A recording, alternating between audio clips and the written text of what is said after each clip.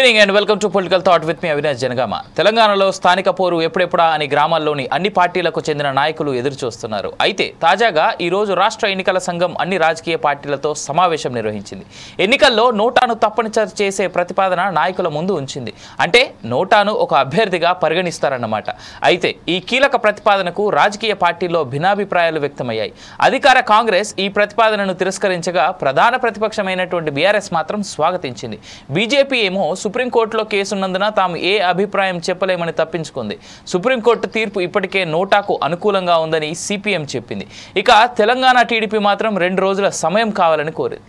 ఇదే ఇవాల్టి మన పొలిటికల్ థాట్ సబ్జెక్ట్ కాబట్టి దీనిపైన చర్చ కొనసాగిద్దాం. అయితే ఈ లోకల్ బాడీ ఎలక్షన్స్లో చాలా వరకు నోటా అది ఇది అనేటువంటి విషయాన్ని పక్కన పెడితే చాలా వరకు ఏకగ్రీవంగా జరిగిపోయేటువంటి ఎన్నికలు. మరి దీంట్లో ఎలక్షన్ కమిషన్ ఇన్వాల్వ్మెంట్, అదేవిధంగా ఈ పొలిటికల్ పార్టీలు ఏదైతే ఇప్పుడు నోటాకి ఎగెనిస్ట్గా మాట్లాడేటువంటి ఈ విధానాన్ని ఏ విధంగా చూడొచ్చు, ఇదే అంశాన్ని మనం కొనసాగిద్దాం. మనతో పాటు జాయిన్ అవుతా ఉన్నారు ముందుగా శేషు గారు యాజ్ అన్ అనలిస్ట్, అదేవిధంగా రావుల్ శ్రీనివాస్ రెడ్డి గారు బీఆర్ఎస్ నేత. మిగిలిన వాళ్ళు లేట్గా జాయిన్ అవుతారు, వాళ్ళు జాయిన్ అయిన తర్వాత అప్పుడు ఇంట్రడ్యూస్ చేద్దాం. ముందు శ్రీనివాస్ రెడ్డి గారి దగ్గరికి వెళ్దాం. శ్రీనివాస్ రెడ్డి గారు, గుడ్ ఈవినింగ్. మీ పార్టీ ఒప్పుకున్నట్టుగా తెలుస్తూ ఉంది నోటాని యాజ్ అభ్యర్థిగా పెట్టేందుకు, బట్ మిగిలిన పార్టీలు ఎందుకు వ్యతిరేకిస్తున్నాయని మీరు అనుకుంటున్నారు? తెలంగాణ రాష్ట్రంలో కాంగ్రెస్ పార్టీ అధికారంలోకి వచ్చిన తర్వాత ఎక్కడ కూడా ప్రజలకు ఎలాంటి మేలు చేస్తలేదు. ప్రజల కొత్త కూడా నష్టం చేసినటువంటి పరిస్థితి ఉన్నది. రేపు కూడా ఎందుకంటే హైదరాబాద్ లో హైడ్రా తీసుకొచ్చి బిల్డింగ్లు ఎట్లయితే కూలగొట్టిందో,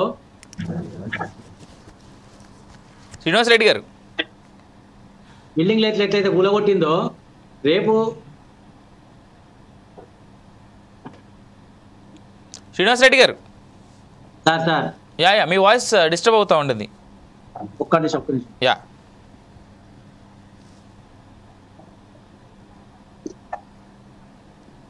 ఎట్లయితే చేసిందో హైడ్రా తీసుకొచ్చి హైదరాబాద్ లో బిల్డింగ్లు కొట్టిందో ప్రజలకు, ఎందుకంటే ఈరోజు జవాబుదారితనంగా లేదు కాంగ్రెస్ పార్టీ.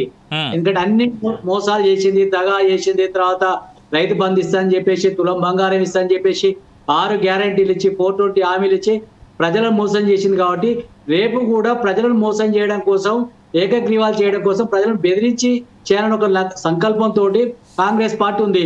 ఎందుకంటే ప్రజల యొక్క మన్ననలు పొందలేకపోయారు, ప్రజల యొక్క వ్యతిరేకతను మూటగట్టుకుంటారు. ఈ తెలంగాణ రాష్ట్రంలో ఏ గడపకెళ్ళినా, తండకెళ్ళినా, ఏ కొండకెళ్ళినా, ఏ గ్రామాన్ని అడిగినా ఆటో తోలుకునే కాంచి అంతరిక్ష నడిపోయిన దాకా కూడా ఈ యొక్క కాంగ్రెస్ ప్రభుత్వం పైన వ్యతిరేకత ఉన్నారు ప్రజలు ముక్త కంఠంతో. అంతే ఉద్యోగస్తులు కావచ్చు, తర్వాత కార్మికులు కావచ్చు, కర్షకులు కావచ్చు, విద్యార్థి లోకం కావచ్చు, యువజనులు కావచ్చు, మహిళలు కావచ్చు, వృద్ధులు కావచ్చు, అన్ని రకాల ప్రజలు, సంపన్న వర్గాలు ఈరోజు కాంగ్రెస్ పార్టీ ఏదైతే అలవి గాని హామీలు ఇచ్చి మోసం చేసిందో ఆ మోసాలకు మళ్ళొకసారి ప్రజలను మోసం చేసినటువంటి పరిస్థితి ఉన్నది. తర్వాత ఎందుకంటే ఈరోజు చూస్తున్నాం మనం గ్రామాలల్లో వైషమ్యాలు, మనకు ఆంధ్రప్రదేశ్ చూసినాం. ఆంధ్రప్రదేశ్ లో ఏకగ్రీవాలు ఏ విధంగా అయినాయి. తర్వాత కోర్టుకు పోయి కోర్టు ముట్టికాయలు వేసి తర్వాత ఏకగ్రీవాలతో మళ్ళీ పోటీ చేయమని, అంటే ప్రజలను భయభ్రాంతులకు గురి చేసి తర్వాత ఏకగ్రీవం చేయాలన్నటువంటి సంకల్పం. ఎందుకంటే ప్రజా మద్దతు ఎట్టలేదు, ప్రజలు చేదరించుకుంటున్నారు, తిరస్కరిస్తున్నారు, తర్వాత ప్రజలు వ్యతిరేకిస్తున్నారు. కాబట్టి ఏ రకంగా నయాన్నో భయాన్నో పైసలు ఇచ్చో బెదిరిచ్చో తర్వాత ఈరోజు ఏకగ్రీవం చేసుకోవాలనేటువంటి సంకల్పంతో కాంగ్రెస్ పార్టీ ఉన్నది. కాంగ్రెస్ పార్టీకి వ్యతిరేకంగా ఇప్పుడు చూస్తున్నాం, రోజు నిత్యకృతం అయిపోయింది. ప్రజలు ఏ విధంగా భయభ్రాంతులకు గురవుతా ఉన్నారు. తర్వాత రేపు కూడా ఈ విధంగానే చేస్తారంటే ఒకటి భయాందోళనలో ప్రజలు ఉన్నారు. కాబట్టి మేమేమంటామంటే నోటా పెడితే తప్పే ఉంది, భయం ఎందుకు? గవర్నమెంట్కి వచ్చేటువంటి ఇబ్బంది ఏంది, నష్టం ఏంది? తర్వాత ఏం ఇబ్బంది అయితే ఏం లేదు కదా. ఇప్పుడు ఎట్లా ఇప్పుడు బ్యాలెట్ పేపర్ కాకుండా బ్యాలెట్ తోటి ఎన్నికకపోతే నష్టం అయితే ఏం లేదుగా, నోటా పెడితే నష్టం అయితే ఏం లేదు కదా. నోటా పెట్టాలని చెప్పేసి మేము కోరుతున్నాం. ఎందుకంటే ఏది ఉన్నప్పటికీ కూడా ప్రజాక్షేత్రంలో ప్రజలు అంతిమ నిర్ణేతలు. తర్వాత ప్రజలు ఏ నిర్ణయం తీసుకున్నా దాన్ని కట్టుబడేటువంటి సంప్రదాయం తెలంగాణ రాష్ట్రంలో, భారతదేశం మొత్తం కూడా right. I'll come back to you. మన దగ్గర ఒకసారి కేటీఆర్ మాట్లాడినటువంటి విజువల్స్ ఉన్నాయి. ఈ దీనికి సంబంధించి కేటీఆర్ మాట్లాడినటువంటి విజువల్స్ చూసిన తర్వాత దిలీప్ కుమార్ గారు కూడా జాయిన్ అయ్యారు. కాబట్టి దిలీప్ గారు, good evening and welcome. KTR గారు బయట అయిన తర్వాత నేను మళ్ళీ మీ దగ్గరికి వస్తాను.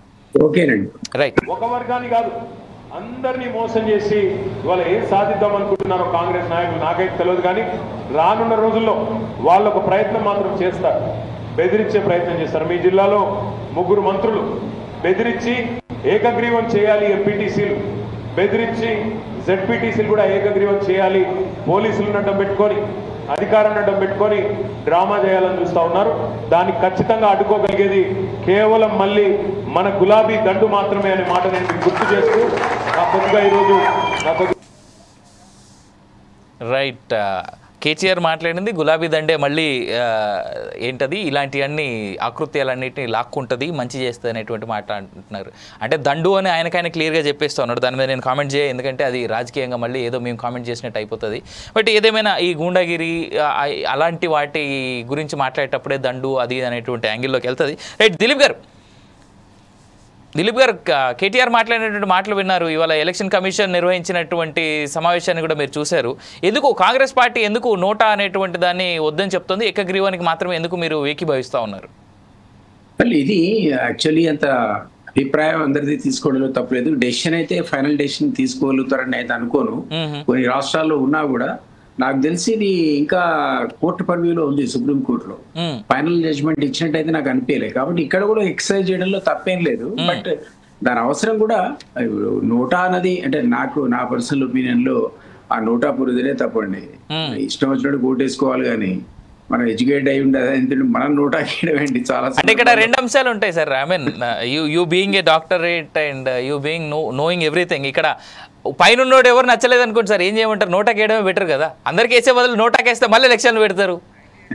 అది సిస్టమ్ డిజనరేట్ అయిపోయింది అట్లా. అన్ఫార్చునేట్లీ సిస్టమ్ అనేది డిజనరేట్ అయింది. డెమోక్రసీలో అసలు ఆ ఎన్నికలు పెట్టిందే మనకు అవసరమైనటువంటి అభ్యర్థిని ఎన్నుకోవడానికి అయినప్పుడు అందరూ దొంగలే అంటే సిస్టమ్ ఎట్లా నడపాలి? మనం నోటాతో అయితే సిస్టమ్ నడవదు కదా. సార్ ఒక మాట చెప్పండి సార్, హానెస్ట్ గా. నేను ఒక మాట అడుగుతాను. ఐఎమ్ సారీ, నేను ఎన్నిసార్లు మిమ్మల్ని మధ్యలో ఇచ్చేస్తాను. ఒక్కసారి గుండె మీద చేసుకొని దొంగలు లేని వాళ్ళు ఎవరు సార్ ఎలక్షన్స్ లో నిలబడేదని ఒక్కసారి అడగండి సార్ మిమ్మల్ని మీరు.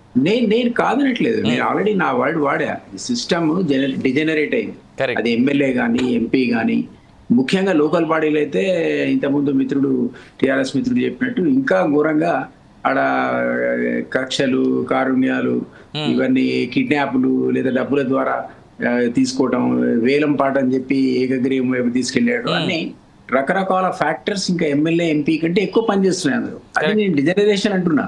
True spirit of the election కాదు. లోకల్ బాడీ అన్నది ఇంకా ప్రిషియస్ గా గ్రామాల్లో తీసుకుంటారు. ఎమ్మెల్యే ఎంపీ అంటే పట్టించుకోకపోవచ్చు, హీరో ఆయన పోనేది అనుకుంటారు. కానీ లోకల్ బాడీ అయితే ఖచ్చితంగా వాడు ఒక అభ్యర్థిని అయితే చూస్ చేసుకోవాలి కదా. Somebody has to rule you. ఇప్పుడు అందులో వాళ్ళు ఉన్న ప్రొవిజన్ లో నేను జరిగింది అయితే మరి ఏంటి అంటే రేపు పొద్దున అందులో ఎవరు కూడా నోటా కంటే ఎక్కువ రాలేదనుకోండి, అసలు ఎన్నికనే రద్దు చేస్తారట. మరి అది ఎట్లా మరి ఆ గ్రామంలో ఏ విధమైనటువంటి అడ్మినిస్ట్రేషన్ రేపు పొద్దున ఏ సర్పంచ్ ఎన్నిక కాలేదు, ఎట్లా దాన్ని మీరు కంటిన్యూ చేస్తారు? దాంట్లో అనేది అంటే దాన్ని ఏమైనా సంస్కరణలు తీసుకురావాలి. ఒకటి పొలిటికల్ రిఫార్మ్స్, ఎలక్టోరల్ రిఫార్మ్స్ అనేది డెఫినెట్లీ కంపల్సరీ. అది నోటా కానీ మరొకటి కానీ. నోటా కూడా కాన్సెప్ట్ కింద మీరు అన్నట్టు ఎవడు నచ్చలేదు అందరే దొంగలు అనుకుంటే నోటాకి తీసుకోవాలంటే మరి అది మన సిస్టమ్ కు సొల్యూషన్ అయితే కాదు. ఖచ్చితంగా ఎలక్ట్రల్ రిఫార్మ్స్ తీసుకురావాలి. ఎలక్ట్రల్ రిఫార్మ్స్ తీసుకొచ్చి ఇట్లాంటివి జరగకుండా, ఇంకోటి మాస్ మైగ్రేషన్ జరగకుండా, లేదా రూలింగ్ పార్టీకి మీరు వలసపోకుండా ఈ పద్ధతిలో అది అంటే దీనికంటే వర్తించదు అనుకోండి. పార్టీలు బలపరచడమే సర్పంచ్లకు కానీ సింబల్ కూడా ఉండదనుకుంటారు నాకు తెలుసు. కానీ సో అది నేనేమంటున్నానంటే ఈవెన్ ఎమ్మెల్యే కానీ ఎంపీ కానీ ఎంపీటీసీ కానీ జెడ్పీటీసీ కానీ ఇట్లాంటి సందర్భాల్లో కూడా మీరు ఎలక్ట్రల్ రిఫార్మ్స్ తీసుకొచ్చి ఈ మద్యం ప్రభావం, డబ్బుల ప్రభావం లేకుండా ఏ విధంగా కట్టడి చేస్తాడో అన్ని పార్టీలు కూర్చొని ఆలోచించుకొని దాన్ని ఒక సిస్టమ్ ని వాల్ చేసుకోవాలి తప్పనిసరిగా. ఎలక్షన్ కమిషన్ వాళ్ళకు ఉన్నటువంటి పరిధి లోపల ఏదైనా ఎక్స్పెరిమెంట్ ట్రై చేస్తున్నారేమో చేసుకొని ఇవ్వాలి. కానీ ఈ ఎవరికి ఇవ్వకుండా నోటాకి వేసుకోండి, దానికి ఎక్కువ ఓట్లు వస్తే అసలు ఎలక్షనే మీకు అవసరం లేదు, ఇక అక్కడ మేము రద్దు చేస్తాం ఎలక్షన్ అంటే నాకైతే అర్థం కదా మరి. I mean that's what EC says. మళ్ళీ వస్తాను నేను మీ దగ్గరికి. శేష్ గారు, శేష్ గారు ఇంట్రెస్టింగ్. స్థానిక సంస్థల్లో చాలా చోట్ల ఏకగ్రీవాలే రెగ్యులర్గా మనం చూస్తూ ఉంటాం. అట్లాంటిది మరి ఇప్పుడు ఎన్నికల సంఘం తెచ్చినటువంటి అసలు బేసిక్ ఈ ప్రతిపాదన ఎట్లా చూడాలి మనం? అందరికీ నమస్కారం. తెలంగాణ రాష్ట్రంలో లోకల్ బాడీస్ అన్ని కూడా గ్రామ పంచాయతీ, ఎంపీటీసీ, జెడ్పీటీసీ, మున్సిపాలిటీలు, కార్పొరేషన్లు అన్నిటికీ పదవీ కాలాలు ముగిసిపోయినాయి. 12,769 గ్రామ పంచాయతీల పదవీ కాలం ముగిసిపోయి సంవత్సరం అవుతుంది. తర్వాత 5,817 ఎంపీటీసీలకు 538 జెడ్పీటీసీలకు, 128 మున్సిపాలిటీలకు, 13 కార్పొరేషన్లకు, 535 ఎంపీపీలకు మొత్తం కాల పరిమితి ముగిసిపోయింది. కాబట్టి తెలంగాణ రాష్ట్ర ప్రభుత్వం వీటన్నిటికీ ఎన్నికలు నిర్వహించడానికి సమాయత్తం అవుతుంది. దాంట్లో భాగంగానే స్టేట్ ఎలక్షన్ కమిషన్ అన్ని పార్టీలతోటి ఒక సమావేశం నిర్వహించింది. దీంట్లో ప్రధానంగా ఒక అంశాన్ని వాళ్ళు చర్చకు పెట్టారు. ఏంటి అంటే సుప్రీంకోర్టు ఇటీవల ఒక గైడ్ లైన్స్ ఇచ్చింది. ఏంటి అంటే నోటాతోటే ఎన్నికలు జరపాలి, అది ఏ ఎన్నికైనా కానీ నోటాతోటి జరపాలనేటటువంటి ఒక సూచన, ఒక గైడ్ లైన్ చేయటం వల్ల ఇప్పుడు తెలంగాణ రాష్ట్రంలో జరగబోతున్నటువంటి స్థానిక సంస్థల ఎన్నికలలో నోటాని పెడతాము అనేటటువంటిది. అయితే నోటా ఎట్లుండాలా, నన్ ఆఫ్ ద ఎబో అనేది ఉంటుంది, ఒక కల్పిత అభ్యర్థిగా ఉండాలనా లేకపోతే ఒక ఆప్షన్ గా ఉండాలనా, ఏంటి దీని మీద మీ అభిప్రాయాలు చెప్పండి అనేటటువంటి ఒక అభిప్రాయ సేకరణ అన్ని రాజకీయ పార్టీల నుంచి తీసుకుంది. సహజంగా ఇప్పుడు మనం నోటాన్ని ఏ విధంగా భావిస్తాం, ఒక ఆప్షన్ గా భావిస్తాం. కానీ ఇప్పుడు క్యాండిడేట్ గా భావించాలి అనేటటువంటి ఒక ప్రతిపాదన వచ్చేసరికి దాని మీద సహజంగానే చర్చ జరుగుతుంది అన్నట్టు. ఆ చర్చలో భాగంగానే కాంగ్రెస్ పార్టీ ఏం చెప్పింది అంటే ఏకగ్రీవాలు అయ్యేటటువంటి దగ్గర నోటాని ఆప్షన్ గానే చూడాలి, అభ్యర్థిగా చూడొద్దు అని అన్నది. ఎందుకంటే ఒకవేళ అభ్యర్థిగా చూస్తే అది ఏకగ్రీవం కాదు కదా, అక్కడ క్యాండిడేట్ నోటాతో పోటీ పడాలా.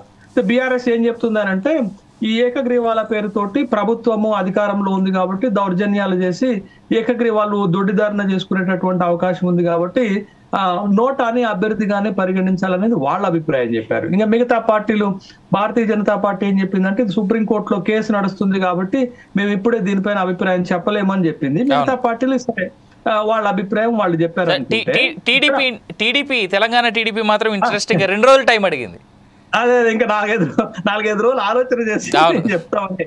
సరే అది పెద్ద వ్యాలిడ్ అంశం కాదు, కానీ ఇక్కడ మనం చూడాల్సింది ఏంటి అంటే సహజంగా ఈ లోకల్ బాడీ ఎన్నికల ఫలితాలు ఎట్లుంటాయి, మనం తెలంగాణ రాష్ట్రంలో కాదు దేశవ్యాప్తంగా ఏ రాష్ట్రంలో లోకల్ బాడీ ఎన్నికలు జరిగినా ప్రభుత్వానికి కొంత అనుకూలమైనటువంటి తీర్పు ప్రజలు ఇస్తారు. ఎందుకంటే రాష్ట్రంలో అధికారంలో ఉంది కాబట్టి ఇక్కడ స్థానికంగా కూడా గ్రామ పంచాయతీలోనో లేకపోతే జెడ్పీటీసీ గానో లేకపోతే కార్పొరేషన్ చైర్మన్ గానో లేకపోతే మున్సిపాలిటీ చైర్మన్ గానో ఉంటే కొంత లబ్ధి జరుగుతుంది, కొంత ఫండ్స్ వస్తాయి, లాభం జరుగుతుంది అనేటటువంటి ఉద్దేశంతో ప్రభుత్వానికి అనుకూలంగా చేస్తారు. అయితే ఇటీవల ముఖ్యమంత్రి గారు ఒక సమావేశం పెట్టారు కాంగ్రెస్ పార్టీ లీడర్లతోటి, కాంగ్రెస్ పార్టీ గాంధీ భవన్ లో పెట్టిన సందర్భంగా మంత్రులకు ఒక బాధ్యత అప్పచెప్పింది. ఏంటి అంటే స్థానిక సంస్థల ఎన్నికలు రాబోతున్నాయి, ఎక్కువ శాతం ఏకగ్రీవాలు చేసుకునేటటువంటి బాధ్యత మంత్రులకు అప్పచెప్తున్నాను, వాళ్ళు దీన్ని పర్యవేక్షణ చేయాలని చెప్పారు. అంటే కాంగ్రెస్ పార్టీ ఒక రకంగా ఏం సిద్ధమవుతుంది అంటే స్థానిక సంస్థల ఎన్నికల్లో ఎక్కడ వీలైతే అక్కడ, ఎన్ని వీలైతే అక్కడ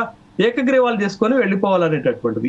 ఇవాళ మీరు చూడండి ఏకగ్రీవాలను అఫీషియల్ గా ప్రభుత్వాలు ప్రోత్సహిస్తాయండి. ఏంటంటే ఏకగ్రీవం చేసుకున్నటువంటి గ్రామ పంచాయతీకి, చిన్న గ్రామ పంచాయతీ అయితే 10 లక్షల రూపాయలు, పెద్ద గ్రామ పంచాయతీ అయితే 15 లక్షల రూపాయలు ఇస్తామనేటటువంటి నజరానాలు, ప్రోత్సాహకాలు ఇస్తారు కదా.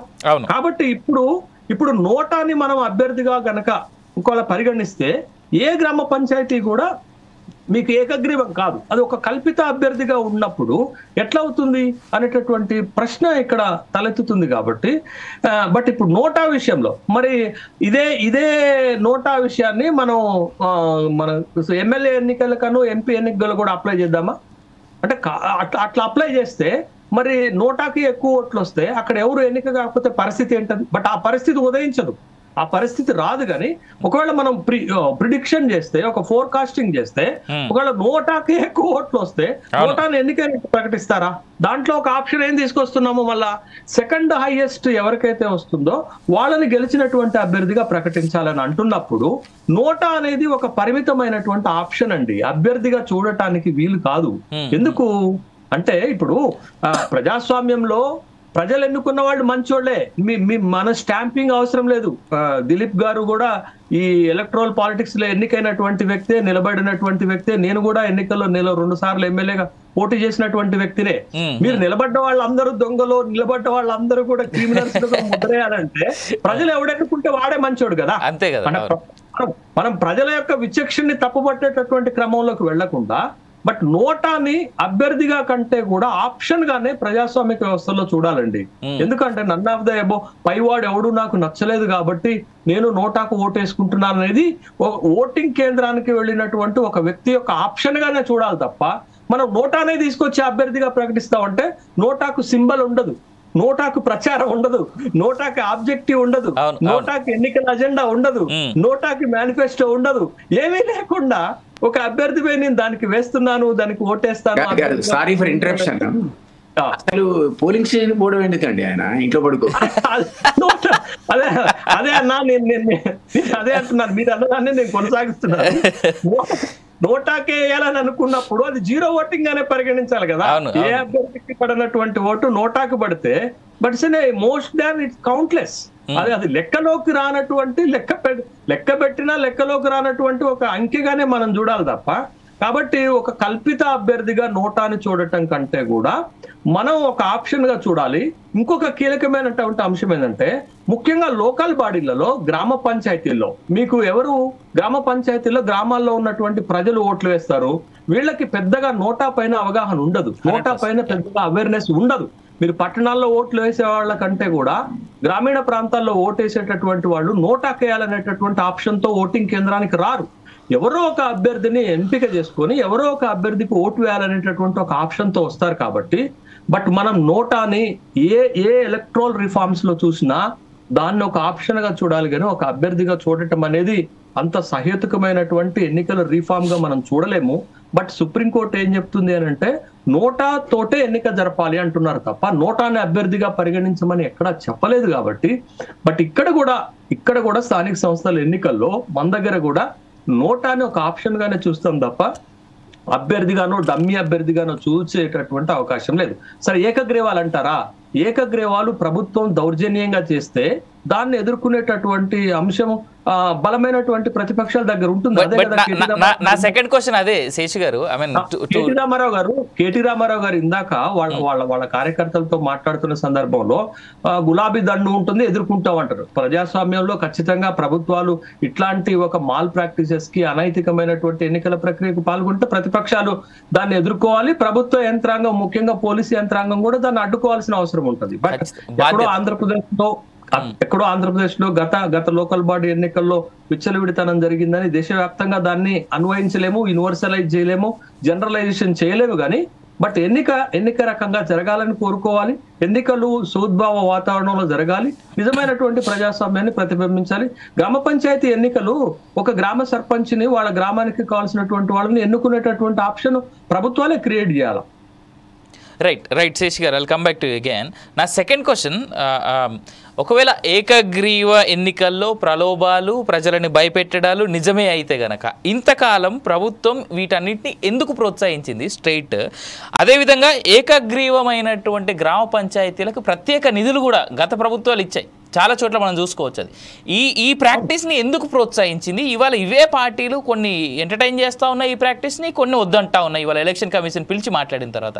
దిలీప్ గారు, సార్ మీరేమంటారు దీనిపైన? ఇది కొత్తగా నిన్నటి ప్రభుత్వం మొన్నటి ప్రభుత్వం కనిపెట్టిన వ్యవహారం కాదు కదా. అవునవును, నేను అందుకే అంటాను సార్, అందరినీ కలిపి పీరియడ్ ఆఫ్ టైం అన్ని పార్టీలు దానికి రిసార్ట్ అయినాయి. అండ్ జనరల్ టెండెన్సీ ఏంటంటే అధికారం నజరానాలు కూడా ప్రకటించాయి. గత ప్రభుత్వం బీఆర్ఎస్ టైంలో కూడా జరిగింది, అంత ముందు కూడా జరిగింది.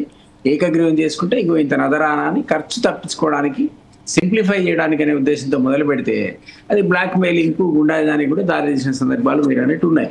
అది కరెక్ట్ కాకపోవచ్చు, బహుశా దాన్ని కంటైన్ చేయడానికో రెక్టిఫికేషన్కో నోటాన్ని పెడితే ఈ ఇండిపెండెంట్ గొడవ లేకుండా ఒక అభ్యర్థి అక్కడ ఉంటాడనే ఉద్దేశం కావచ్చు ఎలక్షన్ కమిషన్. అదే అల్టిమేట్ గా పార్టీలు ఎవరు ఏ అభిప్రాయాలు వాళ్ళు ఇష్టం వాళ్ళు చెప్తారు, దాని మీద డెసిషన్ తీసుకోవాలి. అల్టిమేట్ గా ఇక్కడ ఉన్నటువంటి ఎలక్షన్ కమిషన్ కూడా సెంట్రల్ ఎలక్షన్ కమిషన్ పర్వ్యూలో వాళ్ళు ఇవన్నీ ఫ్రేమ్ చేయాల్సిందే. ఈ లోకల్ బాడీకి సంబంధించినటువంటి పవర్ ఇక్కడ ఉన్న మనం రాష్ట్రం ఎన్నుకోవాల్సిన పని. ఎందుకంటే కొన్ని చోట్ల 2 టైర్ సిస్టమ్ ఉంటుంది, కొన్ని చోట్ల 3 టైర్ సిస్టమ్ ఉంటుంది. మన ఇష్టం అది, మన దగ్గర ఎలక్షన్ కమిషన్ పెట్టుకొని మనం దాన్ని డిఫైన్ చేసుకుంటాం టర్మ్స్ ఏంటి అనేది. బట్ ఎలక్షన్ సంబంధించినటువంటి ప్రక్రియకు సంబంధించినంత వరకు మళ్ళా వాళ్ళు సెంట్రల్ ఎలక్షన్ కమిషన్ లోబడే ఇవన్నీ చేయాలి. సమ్ టైమ్స్ సుప్రీంకోర్టు డైరెక్షన్ లోబడి చేయాలి. నేనేమంటానంటే ఈ జాడ్యం అన్నది over a period of time అన్ని పార్టీ నుంచి వచ్చిన తర్వాత ఈ మధ్య కాలంలో బీఆర్ఎస్, ముఖ్యంగా బీఆర్ఎస్ టైంలో అయితే ఎవడైనా గెలవని, ఏ పార్టీతోనే గెలవండి, వాడు రూలింగ్ పార్టీలోకి వెళ్ళిపోతున్నాడు. అసలు యూ కాంట్ స్టాప్. అని ఏ పార్టీలో ఇదంటే సరే సర్పంచ్ బీఫామ్ ఉంటుంది, లేదు ఎవరు గెలిచినా మావాడని ప్రకటించుకుంటారు, వాడు ప్రకటించుకుంటారు, మేము కూడా ప్రకటించుకుంటాం, వీళ్ళు వెళ్ళిపోతారు అధికార పార్టీలో. ఈ బీఫామ్ ఉన్న దగ్గర వాడు ఏ పార్టీ ఒకటి గెలిచినా కూడా రూలింగ్ పార్టీకి మైగ్రేట్ అవుతున్నారు. అది అంతకుముందు 2 terms లో కూడా తెలంగాణ వచ్చిన తర్వాత విపరీతంగా ఎంకరేజ్ చేశారు కదా బీఆర్ఎస్ పార్టీ. ఇప్పుడు అయ్యో ఏమంటారు అది అయ్యో వాయో అని ఇప్పుడు మొత్తుకుంటే అది ఈ టైంలో కూడా జరిగిందో ఇప్పుడు కాంగ్రెస్ అదే చేస్తుంది. దిలీప్ గారి మాట ప్రకారం తమరు నేర్పిన విద్య నీరజాక్ష అని చెప్పేసి ఎక్కడో చెప్పినట్టు చెప్పండి, వాళ్ళు చేయలేదా చెప్పండి. కాబట్టి మీరు ఎట్లా పాలుతారు, వాడు నాకు గెలిచిన వాడు నాకెవరు వద్దురా బాబు అని రూలింగ్ పార్టీకి పోతున్నా, ఇది అభివృద్ధికి ఆకర్షించుడే చెప్తారు మంచి మంచి మాటలు. అది అందరు పార్టీలో మారిన ప్రతి ఒక్క నాయకుడు చెప్పేది అదే కదా సార్, మన నియోజకవర్గ అభివృద్ధి కోసం పార్టీ ప్రజల సంక్షేమాన్ని దృష్టిలో పెట్టుకొని అసలు వ్యక్తిగత ప్రయోజనాలు ఏం లేనట్టు ఆ స్టేట్మెంట్స్ అంతా ఇచ్చేసి మైగ్రేట్ అయిపోతున్నారు. మరి దాన్ని ఎట్లా చెక్ చేయాలండి? కాబట్టి ఎలక్ట్రల్ రిఫార్మ్స్ అని అందుకే ఆ వర్డ్ వాడా. ఎలక్ట్రల్ రిఫార్మ్స్ అనేది ఖచ్చితంగా అది లోకల్ బాడీ ఎలక్షన్స్ కానీ ఎమ్మెల్యే కానీ ఎంపీ కానీ ఖచ్చితంగా అన్ని పార్టీలు కూర్చొని చేయాల్సిన అవసరం ఉంది. డెమోక్రటిక్ ప్రొసీజర్స్ ఎక్కడ కూడా ఏ ఎలక్షన్ కూడా మనం ఆశించిన పద్ధతిలో డెమోక్రటిక్ గా జరగట్లేదు. మీరు అన్నట్టు గుండాయుధము, డబ్బులు పంచటము, ఈ దానికంటే నాకు ఒక్కోసారి అనిపిస్తుంది ఏకగ్రీవమైన అనిపిస్తుంది. ఇంకా ఇన్సెంటివ్స్ కాస్త పెంచి అటు ఇటు ఎట్లా గెలిచిన అధికార పార్టీకి పోయే పార్టీకి ఏంది గందరగోళం, తన్నుకోవడాలు ఇంకా ఎక్కువ ఉంటుంది లోకల్ బాడీలో. ఎక్కువ ఈ పోరాటాలు, తన్నుకోవడాలు ఇవన్నీ అయితే లోకల్ బాడీలో మరి చాలా ఎక్కువ ఉంటుంది. లోకల్ బాడీ ఎలక్షన్స్ లో ఎమ్మెల్యే ఎంపీకి అంతగా ఎవరు పట్టించుకోడు కానీ. సో అది మనం చూసాం, over a period of time చూసాం. కాబట్టి ఖచ్చితంగా ఎలక్ట్రల్ రిఫార్మ్స్ రావాలి. అది ఏ విధంగా దీన్ని ప్రక్షాళన చేయడానికి మనకి వస్తుందో ఎలక్షన్ కమిషన్ ఆలోచించాలి. దాని వరకైతే మనం ఖచ్చితంగా కరెక్టే. కానీ ఇంతకుముందు మిత్రుడు అన్నట్టు వి డోంట్ నో ఈ ఎలక్షన్ ఈవెన్ ఇండిపెండెంట్ ఉన్నా సరే ఈయన ఇప్పుడు మనం పొలిటికల్ పార్టీస్ ముందు వచ్చిన చర్చ ఏంటంటే నోటాను ఒక అభ్యర్థిగా పరిగణించమంటున్నారు. ఆ అభ్యర్థి కనుక నోటాకి ఎక్కువ ఓట్లు వస్తే అసలు ఎన్నిక చెల్లదంటున్నారు. అది రద్దు చేస్తామంటున్నారు మొత్తానికి. అది రద్దు చేస్తే అక్కడ ఉండి ఆ గ్రామాన్ని నడిపించే వ్యక్తి ఎవరు అవుతారు సార్? మరి అప్పుడు అఫీషియల్ గా మళ్ళీ ఇదే ఇప్పుడు ఏ సిస్టమ్ లో అయితే అఫీషియల్స్ దాన్ని మేనేజ్ చేస్తున్నారో అట్లా నడపాల్సి వస్తుంది. అది ఇంకా ఘోరం కదా. ఆఫీసర్స్ ఏం నడుపుతారు? స్థానిక సంస్థలకు బాధ్యులైన సర్పంచ్లకు, ఎంపీటీసీకి, జెడ్పీటీసీకి ఉన్న బాధ్యత అధికారికి ఉంటుందా? అధికారి ఉంటే అది మళ్ళీ మేము అధికారులు ఉన్నాం కాబట్టి మేము ఏం చెప్తే అదే ఇక్కడ అధికారి. అంతే కదా కదా. ప్రజాస్వామ్య పద్ధతిలో ఎన్నిక కావడమే కరెక్ట్. కాబట్టి నోటాకు కంటే తక్కువ ఓట్లు వస్తే ఎలక్షన్ రద్దు చేద్దామని ఒక ప్రపోజల్ వాళ్ళు ఇచ్చిన దాంట్లో ఐ డోంట్ థింక్ ఎంత లాజికల్ అయితే అనిపించలేరు. రైట్. శ్రీనివాస్ రెడ్డి గారు, మీ మీద చాలా అబండాలు వేశారు కాంగ్రెస్ నేత. మీ అబండాలు కాదు, చాలా వాస్తవాలు కూడా ఉన్నాయి దాంట్లో. అఫ్ కోర్స్ శ్రీనివాస్ గారు మీరు మ్యూట్లో ఉన్నారు. ఏమంటే ఇప్పుడు మాట్లాడండి. ఇప్పుడు కాంగ్రెస్ వాళ్ళు అధికారంలో ఉన్నారు కాబట్టి ఏదైనా అంటారు. అండ్ మీరు అధికారంలో ఉన్నప్పుడు అయ్యే మాట్లాడినారు కదా సార్. ఇప్పుడు చాలా క్లియర్. గతంలో ఇంత అద్రోగానాది లేదు, ఇంత ఘోరంగా అయితే లేదు కదా సార్. ఇది మేము అన్ని రైతులకు పెట్టుబడి సాయం ఇచ్చినాం, బ్రహ్మాండంగా ఈ యొక్క రాష్ట్రాన్ని ముందుకు నడిపించినాం. ఇప్పుడు అట్లా లేదు కదా రాష్ట్రంలో. ఈ రాష్ట్రంలో కాంగ్రెస్ పార్టీ బెదిరింపులకు పాల్పడేటువంటి అవకాశం ఉన్నది. తర్వాత ఇవన్నీ ఉన్నాయి కాబట్టి మా దగ్గర మన దుచ్చల సత్యనారాయణ గారు జల సాధన కోసం దిలీప్ గారికి మంచిగా తెలుసు. ఎందుకంటే నల్గొండ జిల్లా గురించి, ఎందుకంటే ఇక్కడి నుంచే ఎమ్మెల్సీ అయినారు కాబట్టి ఆ రోజు 537 మంది నామినేషన్ వేసారు. ప్రజలు చాలా తెలుగులో ఇక్కడ తెలంగాణలో. ఎందుకంటే 537 నామినేషన్ వేసినప్పటికీ కూడా ఓట్లు వేసినారు. అయితే ఎవరిని గెలిపించాలో వాళ్ళని గెలిపించారు ప్రజలు. అంటే 537 దాంట్లో కూడా తేలాడుకొని వేసినారు. అంటే ప్రజలు నోటా గుర్తుపట్టరు. తర్వాత అన్ని ఏం లేదు, అట్లా ఏముండదు. ఇంకా నోటా కూడా పెడితే అది కూడా అభ్యర్థి ఆ ఊర్లో దౌర్జన్యం చేసి వాళ్ళు గెలవాలనుకుంటాడు ఒక ఆయన. నోటా ఉందనుకో ఆ ప్రజలందరూ నోటాకి చేస్తారు, మళ్ళీ ఎలక్షన్ పెడతారు. నష్టమైన దాంతో వచ్చేటువంటి ఇబ్బంది అయితే ఏం లేదు కదా. ఏమైనా ఇబ్బంది ఉంటే మనం అనుకోవచ్చు, దాంతో ఎలాంటి ఇబ్బంది కూడా లేదు. తర్వాత ఒక గ్రామం తీసుకుందాం. ఆ గ్రామంలో ఒక ఆయన మోతవరి నాయకుడు ఉంటాడు. ఆయన ఏం చేశాడు, ఎంతసేపు బెదిరింపు ధోరణి ఉంటుంది. ఆయనకు భయపడి ఎవరు ముందుకు రాకపోవచ్చు, కానీ ముందుకు తిరగకపోవచ్చు.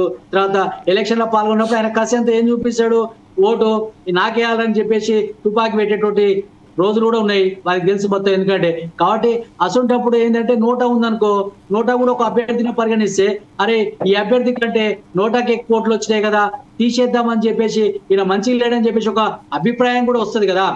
దానికోసమే అని చెప్పేసి మేమంటా ఉన్నాం. కానీ ఇప్పుడు కాంగ్రెస్ పార్టీ ఎందుకంటే రౌడిజం తోటి, ఫ్యాక్షనిజం తోటి ముందుకు పోవాలన్నటువంటి ఆలోచన ఉన్నది. ఇప్పుడు రేవంత్ రెడ్డి గారే చెప్తున్నాడు, సాక్షాత్ ముఖ్యమంత్రి, ఈ రాష్ట్రాన్ని పరిపాలించినటువంటి ముఖ్యమంత్రి. ఆయన ఏం చెప్పిండు, పేగులు తీసి మెడకేసుకుంటాం అంటుడు. తర్వాత లాగు లిప్తా అంటున్నాడు, డయర్ లిప్తా అంటున్నాడు. అసలు శ్రీనివాస్ రెడ్డి గారు మర్చిపోయినట్టున్నారు. కేసీఆర్ గారి మాటలు ఏవైతే ఉన్నాయో 10 ఏళ్ల పాటు తెలంగాణ రాష్ట్రం ఏవైతే కేసీఆర్ గారు మాట్లాడినదో వాటికే నెక్స్ట్ లెవెల్ ఇప్పుడు వింటున్నాం. పెద్ద తేడా అయితే ఏం లేదు. తెలంగాణ సమాజం కేసీఆర్ మాటలు మర్చిపోలేదు. అదే సార్ ఏమంటే ఇప్పుడు రేవంత్ రెడ్డి గారు ఏమంటున్నాడు, అన్ని మాటలు చెప్తున్నాడు, బూతులు తిడుతున్నాడు.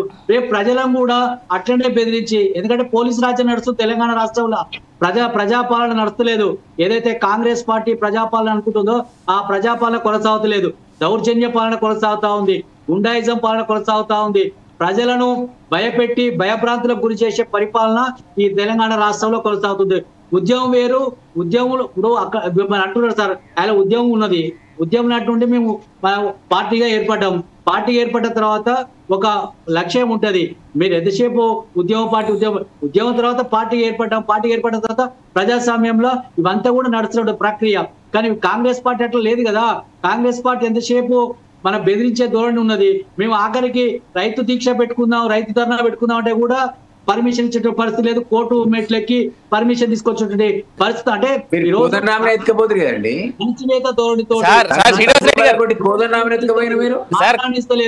మాట్లాడేటోటి హక్కు లేకుండా చేస్తా ఉంది. శ్రీనివాస్ రెడ్డి గారు ఒక మాట దిలీప్ గారు అంటా ఉన్నారు కోదండరామ్ రెడ్డి గారిని ఎత్తుకపోయారు అని చెప్పేసి. నేను అడుగుతానా, 10 ఏళ్ల పాటు ధర్నా చౌక్ ని ఎత్తేసిన గొప్ప ఘనత మీ పార్టీది కదా. ధర్నా చౌక్ లో కూర్చొని మీరే ధర్నాలు చేసిన వాళ్ళు తెలంగాణ రాష్ట్రం కావాలని. అట్లాంటి తెలంగాణ రాష్ట్రం వచ్చిన తర్వాత ధర్నా చౌక్ ఎత్తేసి తీసుకొని జిహెచ్ఎంసీ అవతల వడేరు అని చెప్పి చెప్పిండు మీ కేసీఆర్. మర్చిపోయారా మీరు? మేము మర్చిపోలే అసలు మాటలు. ఇప్పుడు సార్ మనము దిలీప్ గారికి మొత్తం తెలుసు, ఎందుకంటే వారు జగమెరిగిన బ్రాహ్మణుడు. ఎందుకంటే మొత్తం కూడా తెలుసు సార్కు. తర్వాత తెలంగాణ రాష్ట్రంలో మన నల్గొండ ఇంకో మాట మర్చిపోవద్దు, దిలీప్ గారు కేసీఆర్ ని కేటీఆర్ కూడా చాలా దగ్గర నుంచి చూసిర్రు, అది మర్చిపోకండి మీరు. దిలీప్ గారు కేసీఆర్ ని కేటీఆర్ ని కవితని హరీష్ రావుని మీకున్నటువంటి మీ పార్టీ పెద్దలందరి దగ్గర నుండి చూసి వచ్చినోడు ఆయన. ఇవాళ కాంగ్రెస్ కండువా కప్పుకున్నాడేమో కానీ మీరు మర్చిపోతున్నారు, ఆయన కూడా ఉద్యమ నాయకుడే. వారి భావజాలం అంతా తెలంగాణ ఉంటది, వారి రక్తంలో కోరిక కూడా తెలంగాణ ఉంటది. మొత్తం తెలంగాణ ఉద్యమంలో పనిచేసిన ఆయన.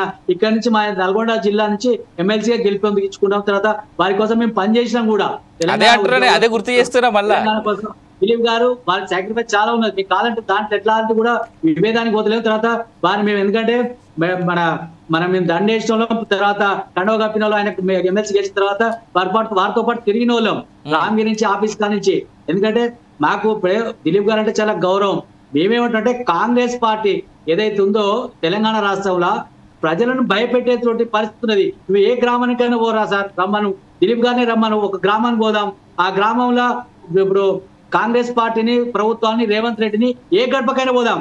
కాంగ్రెస్ పార్టీ నాయకుని ఇంటికి కూడా పోదాం. కాంగ్రెస్ పార్టీ నాయకుని యొక్క మన సతీమణి గారిని అడుగుదాం, ఎట్లుందామా అంటే ఆమె తిడుతుంది, ఏమ్మాయి మళ్ళా వస్తారా అని చెప్పేసి మన చపాతీలు చేశారుగా పూల పట్టుకొని కొట్టేటువంటి పరిస్థితి ఉన్నది కాంగ్రెస్ నాయకుల ఇళ్లలో పోతే. అంటే తెలంగాణ రాష్ట్రంలో మంచి లేదు సార్ పరిస్థితి. కాబట్టి ఏదో ఒకటి నయాన్నో భయాన్నో పైసలు ఇచ్చో బెదిరించో ఏకగ్రీవాలు చేసుకోవాలని చెప్పేసి ముఖ్యమంత్రి యొక్క ఆలోచన ఉంది. సరే, ఎవరు అధికారులు ఉంటే ఆ విధంగా ఫాలో అవుతారో అది ఒకటి. సరే, ప్రజాస్వామ్యంలో ఒకటి ఉంటుంది. తర్వాత సార్ కింద లేదు, ఎందుకంటే చెప్పుకుంటే కొద్దిగా ఇబ్బంది ఉంటుంది. కానీ తర్వాత ప్రభుత్వాలు ఏది ఉన్నప్పటికీ కూడా ఆ ప్రభుత్వం యొక్క మాట నెగ్గాలని చెప్పేసి, ఆ ప్రభుత్వం యొక్క మాట వినాలని చెప్పేసి ఒక భావన ఉండొచ్చు కాక. కానీ కాంగ్రెస్ పార్టీ మాత్రం అట్లా లేదు కదా, ఘోరంగా భయపెట్టేటువంటి పరిస్థితికి వచ్చింది. కాబట్టి మేము అదంటున్నాం, దాన్ని దృష్టిలో పెట్టుకొని ఏకగ్రీవాలొద్దు, తర్వాత నోటానే ముద్దు నోటా పెట్టి తర్వాత ఎన్నికలకు పోమని చెప్తున్నాం. నోటాకి ఎక్కువ ఆ గ్రామంలో ఆయన మీద ఇష్టం లేనట్టే కదా, ఇష్టం లేదంటే కదా సార్. ఆయన ఒక్కడే కాదు సార్, నోటాకి ఎక్కువ వస్తే ఆ పైన ఉన్నటువంటి అభ్యర్థులు అందరూ ఎవరు ఇష్టం లేదనే అర్థం దానికి అక్కడ. రైట్, నేను మళ్ళీ వస్తా మీ దగ్గర శ్రీనివాస్ గారు. నేను మళ్ళీ మీ దగ్గరికి వస్తా. శేషి గారు, రెండు పార్టీల నేతల మాటలు, రెండు పార్టీలకు సంబంధించినటువంటి ఇంట్రెస్టింగ్ కామెంట్స్ మీరు విన్నారు. మీ అనాలిసిస్ ఇప్పుడు మీరు చెప్పాల్సిన టైం ఇది. ఇప్పుడు అవినాష్ గారు ఒక విషయాన్ని గమనించాలి మనం. లోకల్ బాడీ ఎన్నికల్లో మీకు కార్పొరేటర్ కి బీఫామ్ ఇస్తుంది పార్టీలు, అభ్యంతరం ఉండదు. బీఫామ్ ఇచ్చినవాడు పోటీ చేయాల్సిందే. అక్కడ కౌన్సిలర్ కి బీఫామ్ ఇస్తారు, అక్కడ పోటీ చేయాల్సిందే. తర్వాత జెడ్పీటీసీకి బీఫామ్ ఇస్తారు, ఎంపీటీసీకి బీఫామ్ ఇస్తారు. వచ్చేసి గ్రామ పంచాయతీ ప్రెసిడెంట్ గా పోటీ చేసేటటువంటి వాళ్ళకి పార్టీ రహితంగా ఎన్నికలు జరుగుతాయి. పార్టీ రహితంగా ఎన్నికలు జరుగుతున్నప్పుడు బీఫామ్స్ ఇవ్వరు, కానీ ఆ పార్టీ సానుభూతి పరులను, ఆ పార్టీలో పనిచేస్తున్నటువంటి నాయకులను నిలబెడతారు. అయితే మీకు ఇక్కడే ఏకగ్రీవాలు ఎక్కువగా కనపడతాయి, మిగతా వాటిలో చాలా తక్కువగా కనపడుతున్నటువంటి సందర్భాన్ని చూస్తాము. గ్రామ పంచాయతీ ఎన్నికల్లోనే మనకి ఏకగ్రీవాలు ఎక్కువగా కనపడతాయి. ఇక్కడ మనకు కాంట్రడిక్షన్ ఒకటి కనపడుతుందండి. ఏంటి కాంట్రడిక్షన్ అంటే, గత కొంతకాలంగా దేశంలో గ్రామ పంచాయతీ ఎన్నికల్లో జరుగుతున్న ఏకగ్రీవాల రూపంలో జరుగుతున్న అవకతవకలని అరికట్టడానికి ఎలక్షన్ కమిషన్ ఆఫ్ ఇండియా ఏం చేస్తుంది, ఈ నోటా అనేటటువంటి ఒక కల్పిత అభ్యర్థిని తీసుకురావాలని ఒక ప్రయత్నం చేస్తుంది. అది తీసుకురావటం వల్ల ఏకగ్రీవాలకు కొంత బ్రేక్ పడుతుందని ఎలక్షన్ కమిషన్ ఆఫ్ ఇండియా భావిస్తుంది. అట్ ద సేమ్ టైం వెరాజ్ గవర్నమెంట్స్ ఏం చేస్తున్నాయి, ఏకగ్రీవాలను ప్రోత్సహించడానికి ప్రోత్సాహకాలు ఇస్తున్నాయి. మీకు ఇందాకనే చెప్పాను కదా, 10 లక్షలు ఇస్తారు చిన్న గ్రామ పంచాయతీకి, పెద్ద గ్రామ పంచాయతీకి 15 లక్షలు ఇస్తారు. ఎందుకు ఇస్తారు అని అంటే, అవి ఆ గ్రామాల్లో ఏకగ్రీవం చేసుకున్నారు కాబట్టి ఎన్నికల ఖర్చు తగ్గింది. తర్వాత ఇట్లాంటి ఏకగ్రీవాలను ప్రోత్సహించి ఆ గ్రామాల్లో ఉన్నటువంటి సమస్యలకు ఈ నిధులు ఖర్చు పెట్టడానికి ఉపయోగించడానికి ఇస్తారు. అంటే ప్రభుత్వం ఒకవైపు ప్రోత్సహిస్తున్నటువంటి అంశాన్ని ఇంకొక వైపు ఎలక్షన్ కమిషన్ ఆఫ్ ఇండియా నియంత్రణ చేయాలని అనుకుంటుంది. ఇది ఒక కాంట్రడిక్షన్ గా మనకి కనపడుతుంది. ఇప్పుడు ఎలక్షన్ కమిషన్ ఆఫ్ ఇండియా కూడా ప్రభుత్వ ఏజెన్సీ సంస్థగానే మనం చూడాలి కదా, ప్రభుత్వము తీసుకుంటున్నటువంటి నిర్ణయాలుగా చూడాలి కదా. కాకపోతే జరుగుతున్నది ఏంటి అని అంటే, మొత్తం దేశవ్యాప్తంగా కానీ మన తెలుగు రాష్ట్రాల్లో కానీ గ్రామ పంచాయతీలలో ఎక్కువ శాతము ఏకగ్రీవాలు చేయడానికి ప్రభుత్వ అధికారంలో ఉన్న వాళ్ళు, లేకపోతే ఆ గ్రామాల్లో పట్టు ఉన్నటువంటి వాళ్ళు కొంత మాల్ ప్రాక్టీస్ చేస్తున్నారు, కొంత నిర్బంధాలు చేస్తున్నారు, దౌర్జన్యం చేస్తున్నారు అనేటువంటిది చాలా సందర్భాల్లో మనం పత్రికల్లో చూసాము, వార్తలు వచ్చినటువంటి సందర్భాన్ని చూసాం. కొన్ని ఊర్లలో అయితే వేలం పాటలు పెడుతున్నారు అవినాష్, కొన్ని ఊర్లలో వేలం పాట పెడుతున్నారు. మన గ్రామ పంచాయతీకి ఎవరెవరు పోటీ చేయాలనుకుంటున్నారు, ఒక 3 పార్టీల నుంచి 3 అభ్యర్థులు పోటీ చేయాలనుకుంటున్నారు. ఇగో మా గ్రామ పంచాయతీకి పోటీ చేసే వాళ్ళు 20 లక్షల రూపాయలు మేము చెప్తున్నాం, ఇక పాట పాడండి అంటే వేలం పాటలో బాలాపూర్ లడ్డు వేలం పాట పాడినట్టుగా వేలం పాట పాడి ఆ ఊరు గ్రామ పంచాయతీ ప్రెసిడెంట్ ని వేలం పాటలో దక్కించుకుంటారు. అది ప్రజాస్వామ్యం కాదు కదా. అవును, ప్రజాస్వామ్యంలో ప్రజలకి ఆప్షన్ ఉండాలా, ప్రజల అభిప్రాయం మేరకు ఓట్లేయాలా, తనకు నచ్చిన అభ్యర్థిని ఎన్నుకోవాలి తప్ప ఓ గ్రామంలో గ్రామ పంచాయతీ పెద్దలందరూ కలిసి పోటీ చేసేటటువంటి వాళ్ళ మధ్య వేలం పాట బట్టి ఇది చేయటం అనేది చాలా ఊర్లలో జరుగుతుంది. అంటే దీని అర్థం ఏంటంటే విలేజ్ లెవెల్లోనే కరప్షన్ ఎట్లా చేయాలని చెప్పేసి మాల్ ప్రాక్టీస్ జరుగుతుంది. సరే, ఇప్పుడు కరప్షన్ లేని ప్లేస్ ఎక్కడ ఉంది, కరప్షన్ లేని పార్టీ ఎక్కడ ఉంది, కరప్షన్ లేని నాయకుడు ఎక్కడున్నాడు, కరప్షన్ లేని ప్రభుత్వ విధానం ఎక్కడుంది, కరప్షన్ లేని ప్రభుత్వాలు మనం చూడాలంటే ఇక చంద్రమండలంలో కొత్త ప్రభుత్వాన్ని ఏర్పాటు చేసుకోవాల్సిన అక్కడ కూడా రేపు పొద్దున మీకు ఆక్సిజన్ ఫ్రీ ఇస్తామంటే అయిపోయింది సార్. అదే అవినాష్, ఇప్పుడు ఏంటి అని అంటే, ఈ మాల్ ప్రాక్టీసెస్ ని ప్రివెంట్ చేసేటటువంటి క్రమంలో election commission of India, election commission of state చేస్తున్న ఆలోచనలో భాగమే ఈ నోటా అనేది ఆప్షనా కల్పితమైనటువంటి అభ్యర్థి అని ఇప్పటికీ ప్రపోజల్ స్థాయిలోనే ఉంది. అదేమీ పూర్తి స్థాయి నిర్ణయాలు జరగలేదు. బట్ ఎట్లుంటే ఉంటుంది, ముందు పార్టీల అభిప్రాయం తీసుకున్నారు, పార్టీలు ఏం అభిప్రాయం చెప్తారు అనేటటువంటి విషయాన్ని state election commission of India తీసుకున్నటువంటి క్రమం. ఇది కూడా మీకు భవిష్యత్తులో ఒక లిటిల్ బిట్ ఆఫ్ గందరగోళాన్ని, కన్ఫ్యూజన్ ని క్రియేట్ చేసే అవకాశం ఉంటుంది కాబట్టి. బట్ పోలీసు యంత్రాంగం ఏం చేస్తుంది అనేది నా ప్రశ్న. ప్రభుత్వ యంత్రాంగము లేకపోతే ఎలక్షన్ కమిషన్ ఆఫ్ స్టేట్ ఏం చేస్తుంది? ఒక గ్రామ పంచాయతీ ఎన్నికని పారదర్శకంగా నిర్వహించలేకపోతే ఆ కమిషన్ కి చట్టబద్ధత ఎందుకు, ఆ కమిషన్ కి రాజ్యాంగ హోదా ఎందుకు, ఇవన్నీ ఎందుకు అనేటటువంటి ప్రశ్నలు మనం వేసుకోకుండా ఎలుకలు ఉన్నాయని ఇల్లు తలగబెట్టుకున్నటువంటి రిఫార్మ్స్ రాకూడదు. ఇప్పుడు అదే కదా, ఇప్పుడు ఏకగ్రీవాలను ఆపాలి అంటే ప్రభుత్వము, పోలీసు యంత్రాంగము, election commission of India or state పకడ్బందీగా పారదర్శకంగా పనిచేయాలి. అంతేగాని ఒక కల్పిత ఒక ఊహాజనితాన్ని పట్టుకొచ్చి ఒక వ్యవస్థ మీద రుద్దాలని అంటే అది ఇప్పుడు ఏఐ వచ్చింది. ఏఐ అనేది ఆర్టిఫిషియల్ ఇంటెలిజెన్స్ అనేది ఒక బ్రహ్మాండమైనటువంటి టెక్నికల్ అడ్వాన్స్మెంట్ అది, కానీ దాన్ని మిస్యూజ్ చేస్తున్నారు. నరేంద్ర మోడీ తలకాయ తీసి వేరే వాళ్ళకి నరేంద్ర మోడీ తలకాయని పెడతారు, లేకపోతే ఆ సినిమా హీరోయిన్ కి తలకాయకి పెడతారు. ఇవన్నీ మిస్యూజ్ అవుతున్నాయని మనం ఏఐని ఆపేద్దామా? ఛాన్స్ లేదు కదా సార్. అది కాదు కదా ఎన్నికని పారదర్శకంగా నిర్వహించే బాధ్యత ప్రభుత్వానికి ఉంటుంది, ఎలక్షన్ కమిషన్ కు ఉంటుంది, పోలీసు యంత్రాంగానికి ఉంటుంది. వాళ్ళ ముగ్గురు సక్రంగా పనిచేస్తే ఇవన్నీ ఏందండి, ఇవన్నీ ఆప్షన్స్ ఏంటండి? వాళ్ళు సరిగ్గా పనిచేయకనే కదా ఇవన్నీ ఆప్షన్స్ పట్టుకొచ్చి. But for matter of fact sir, to add to your point, ఆ మూడు అధికారంలో ఎవరుంటే వాళ్ళ కింద మాత్రం పర్ఫెక్ట్ గా పనిచేస్తాయి సార్. అదే కదా నేను అనేది, అట్లా పని చేయాల్సినటువంటి అవసరం లేదు కదా ఆ వ్యవస్థలకి.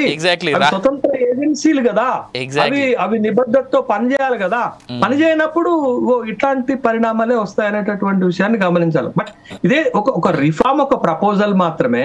బట్ ఆ ప్రపోజల్స్ ద్వారా వచ్చే కాన్సిక్వెన్సెస్ ని బేరుజు వేసుకొని, ముఖ్యంగా ఇది అవినాష్ గారు మనం ఇక్కడ ఒక అంశాన్ని గమనించాలా, ఇది ఈవీఎం కాదు. ఇప్పుడు లోకల్ పార్టీ ఎన్నికలు మోస్ట్ ఆల్ మీకు గ్రామ పంచాయతీలు, జడ్పీటీసీలు, ఎంపీటీసీలు అన్ని కూడా మనకి బ్యాలెట్ పద్ధతిలో బ్యాలెట్ పద్ధతిలో మనం ఆప్షన్ నోట్ అక్కడ అంటే వెళ్ళి నొక్కేశారు, బట్ ఇక్కడ టిక్ పెట్టాలి కదా, ఇక్కడ మార్కింగ్ చేయాలి కదా.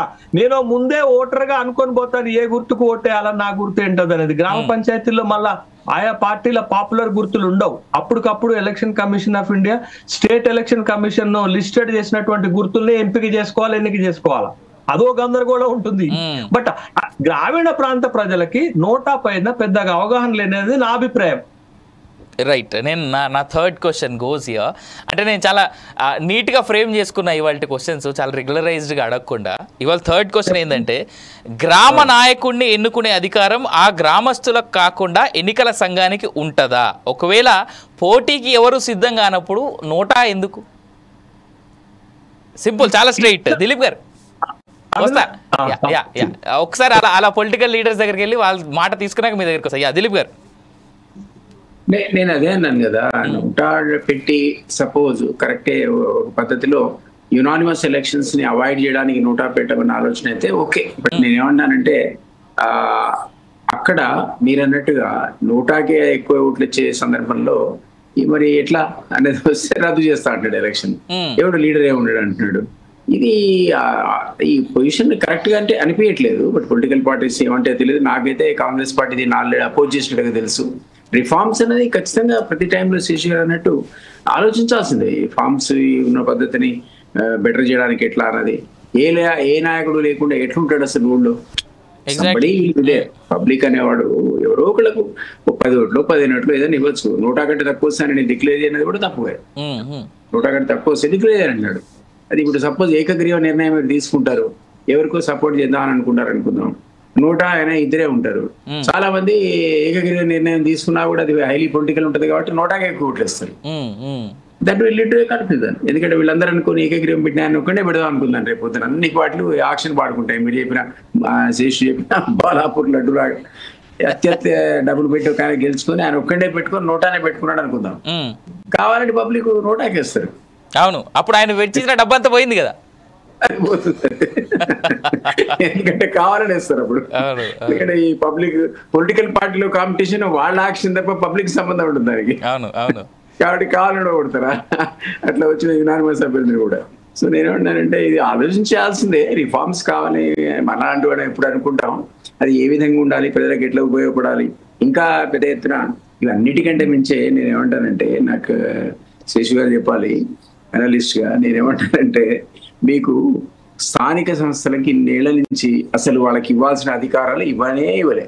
అవును, దేవర్ నెవర్ డెలిగేటెడ్. నాకు తెలిసి 28 జీవోలు ఇచ్చి రకరకాల గవర్నమెంట్లు, టీడీపీ నుంచి మొదలుపెట్టి కాంగ్రెస్ నుంచి మళ్ళీ టీఆర్ఎస్కి వచ్చి nobody wants to give them power అండి. అరే పవర్ ఇవ్వని కాడికి నువ్వు సర్పంచ్ ఎలక్ట్ ఏంటి, జెడ్పీటీస్ అయితే ఏంటి, ఎంపీటీస్ ఏంటి, ఆ స్థానిక సంస్థలను మీరు ఆర్టికల్ 73 and 74 ఉద్దేశం ఏతుందో ఆ పద్ధతిలో పవర్స్ అని డెలిగేట్ చేయాలి. పవర్స్ డెలిగేట్ చేస్తే మీకు అసలు ఈ sarpanch will be more powerful than MLA. Correct. ఆ పర్టికులర్ విలేజ్ సంబంధించి ఆ డెవలప్మెంట్ సంబంధించేంత వరకు నో పొలిటికల్ పార్టీ వాంట్స్. ఖచ్చితంగా వాళ్ళు మీరు చెప్పింది అయినాలి, అధికారంలో చెప్పింది అయినాలి అనుకుంటారు. ఏ ప్రభుత్వం ఎవరిదైనా కానీ, బీఆర్ఎస్ అదే అనుకుంది, ఇప్పుడు మీ కాంగ్రెస్ కూడా అదే అనుకుంటుంది. అట్లయితే ఎట్లా? స్థానిక సంస్థలను ఎన్నికలు పెట్టడంతో పాటు సరిపెట్టి ఊరుకోకుండా వాళ్ళకి ఏదైతే ఆర్టికల్ 73, 74 నిర్దేశించినటువంటి అధికారాలు ఉన్నాయో వాటిని మనం ఇచ్చేయాలి. ఇచ్చేస్తే అది డెఫినెట్లీ చాలా సంస్కరణలు వస్తాయండి. అసలు చాలా విషయాలు అక్కడక్కడే వాళ్ళ లెవెల్లో వాళ్ళు దాని డెవలప్మెంట్ డిసైడ్ చేసుకుంటారు. వాళ్ళ మాస్టర్ ప్లాన్స్ వాళ్ళే తయారు చేసుకుంటారు మైక్రో లెవెల్లో. వాటినే మనం అప్రూవ్ చేయాల్సి వస్తే జెడ్పీ లెవెల్లో జెడ్పీ మాస్టర్ ప్లాన్ జిల్లాకి ఇచ్చారనుకోండి, అది ఫైనల్ ఉండాలి. వాళ్ళందరూ కలిసి ఎలక్ట్రల్ లోకల్ బాడీస్ నుంచి వచ్చిన వాళ్ళే ఆ డెవలప్మెంట్ ప్లాన్స్ డిసైడ్ చేసుకున్నట్టు వాళ్ళ అధికారాలు వాళ్ళకు ఉంటాయి. అని ఒకటే అంశం కాదు, రకరకాల వాళ్ళకి సంబంధించిన అధికారాలన్నీ కూడా పక్కకు పెట్టి ఉత్సవ విగ్రహాల పెడదాం అనుకుంటారండి. ఎన్నిక ఆయన సర్పంచ్లను, జెడ్పీటీసీని మన ఎన్నిసార్లు ఎంపీటీసీ జెడ్పీటీ ధర్నాలు చూడలేదు. లాస్ట్ 2-3 years గా అయితే we have seen too many సర్పంచుల ఆత్మహత్యలు అయితే ఎన్ని చూసాం మనం. అదే కదా. ఈవెన్ సర్పంచ్లకు కూడా పాపం మాజీ సర్పంచ్ల ధర్నా నేను మొన్న పేపర్లో చదివాను. అప్పుడు టీఆర్ఎస్ గవర్నమెంట్ చేసిన పనులకు డబ్బులు రాలేదట, ఇప్పుడు మా గవర్నమెంట్ లో డబ్బులు రాలేదట, ఆత్మహత్యా ప్రయత్నం చేసుకున్నాడు. ఇట్లా లోకల్ బాడీస్ యొక్క వ్యవస్థను అన్ఫార్చునేట్ గా చాలా చోట్ల చాలా స్టేట్స్ లో ఇంక్లూడింగ్ మన స్టేట్ లో నిర్వీర్యం చేశారు వాళ్ళ రోల్ని. అట్లా కాదు, ఒక పవర్ఫుల్ సిస్టమ్ని మనం క్రియేట్ చేయగలిగితే అసలు చాలా మంచిది అసలు ఈ సిస్టానికి. రైట్ దిలీప్ గారు. శ్రీనివాస్ రెడ్డి గారు, ఇప్పుడు మన దిలీప్ గారు సార్ తర్వాత శేషి గారు చెప్పినట్టు సర్పంచే ఎమ్మెల్యే కంటే పవర్ఫుల్. ఎమ్మెల్యే కన్నా నిధులు ఉంటే ఉండవు కానీ సర్పంచ్కి మాత్రం నిధులు ఉంటాయి. ఆయనకు చైర్ ఉంటది. కానీ మన గ్రామ పంచాయతీలో మన ఎమ్మెల్యేకి ఏడా చైర్ ఉండదు, ఏడా జెండా ఆవిష్కరించేటువంటి అవకాశం కూడా ఉండదు. కానీ సర్పంచ్కి మాత్రం గ్రామ పంచాయతీలో 26 మన జెండా ఆవిష్కరించవచ్చు, జాతీయ పతాకాన్ని ఆవిష్కరించేటువంటి ఉంటది. కానీ ఎమ్మెల్యేకి ఉండదు. ఎమ్మెల్యే కంటే కూడా ఎంపీ కంటే కూడా పవర్ఫుల్ అయినటువంటి వ్యక్తి గ్రామ సర్పంచ్. ఎందుకంటే ఆయనకు చెక్ పవర్ ఉంటుంది, ఎమ్మెల్యేకి ఎక్కడ కూడా చెక్ పవర్ ఉండదు. చూసుకోవాలి అంటే ఎమ్మెల్యే గెలుచుడు ఈజీ, కానీ గ్రామ సర్పంచ్ వార్డు మెంబర్ గెలుచుడు చాలా కష్టం.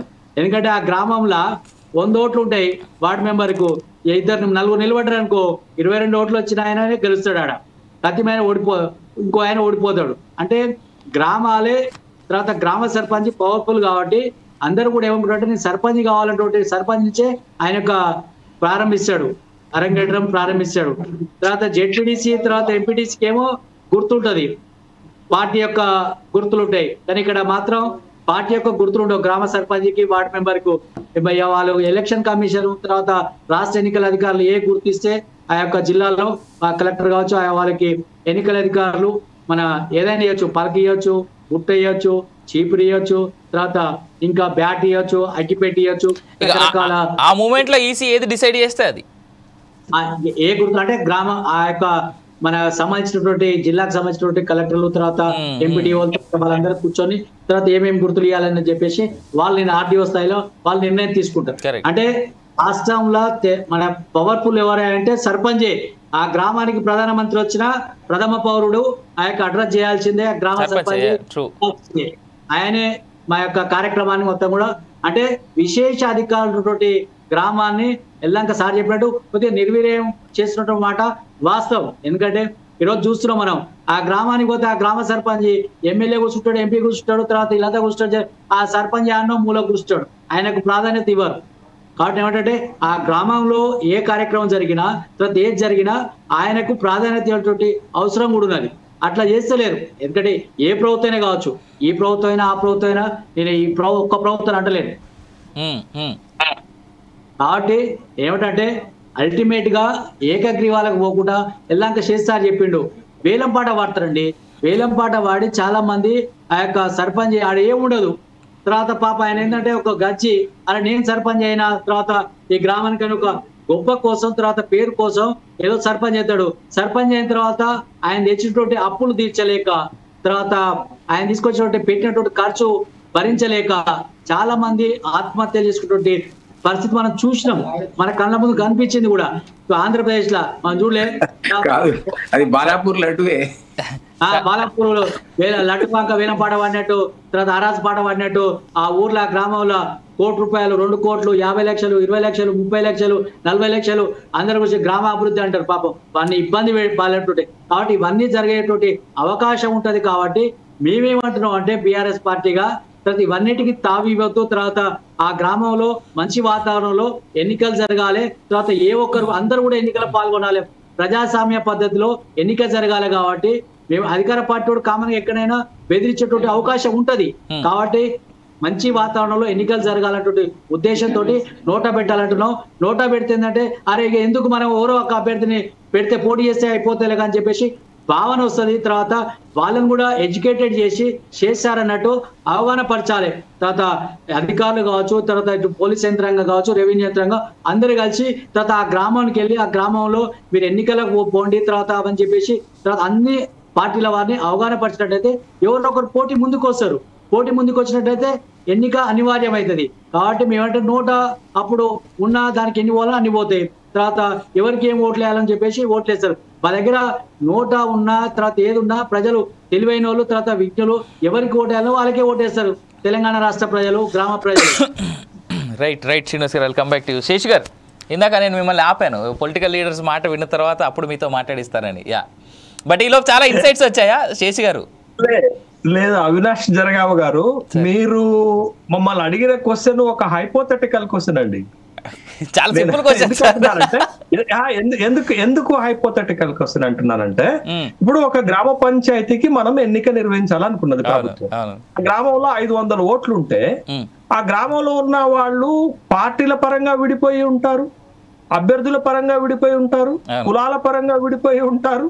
ఇవన్నీ డివిజన్స్ మనకు కనపడినటువంటి నేపథ్యంలో మా గ్రామానికి ప్రజాప్రతినిధే వద్దు అని నోటాకు ఓటు వేసుకునేటటువంటి గొప్ప అవేర్నెస్, ప్రజాస్వామ్య స్ఫూర్తి గ్రామాల్లో ఈ దేశంలో ఉందని మీరు భావించి ఆ ప్రశ్న అడిగారా? అందుకే నేను హైపోథెటికల్ క్వశ్చన్ అన్నాను. నేను ఆ సిస్టమ్ లేదండి. అలా వాళ్ళ ఒక గ్రామ పంచాయతీకి ఎన్నికలు నిర్వహించాలి అని అనుకుంటే ఖచ్చితంగా ఆ గ్రామ పంచాయతీలలో ఓటింగ్ జరుగుతుంది. బట్ ఏ ప్రాతిపదికన జరుగుతుంది, ఎట్లా జరుగుతుంది అనేటటువంటి అంశాలపైనే మన డిబేట్ ఉంటుంది.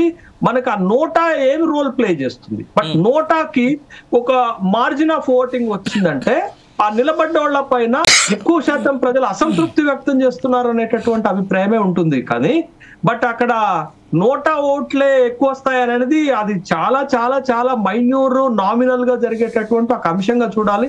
దాన్ని మనం జనరలైజ్ చేయడానికి అవకాశం లేదు. అందుకే హైపోథెటికల్ అన్నాను. ఇది పాయింట్ 1. పాయింట్ నెంబర్ 2 ఏంటంటే, కేంద్రము రాష్ట్ర అధికారాలని లాగేసుకోవాలనే ప్రయత్నం చేస్తుంది. రాష్ట్రాలు స్థానిక సంస్థల అధికారాలు లాగేసుకోవాలనే ప్రయత్నం చేస్తున్నారు.